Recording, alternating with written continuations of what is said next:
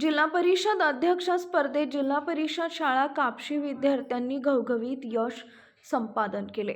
देवळा तालुक्यातील कापशी येथील जिल्हा परिषद शाळेच्या केंद्रस्तर वाखरी इथं लहान गट व मोठा गट असे 2 गटात स्पर्धा घेण्यात आल्या।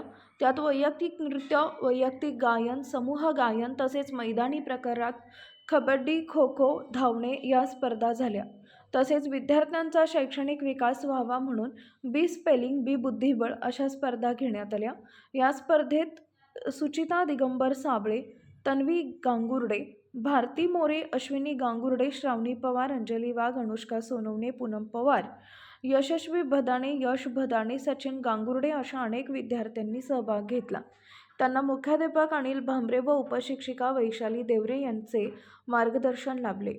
शाळा व्यवस्थापन समिती अध्यक्ष व समिती सदस्य कापशी व पालकांनी विद्यार्थ्यांचे अभिनंदन केले।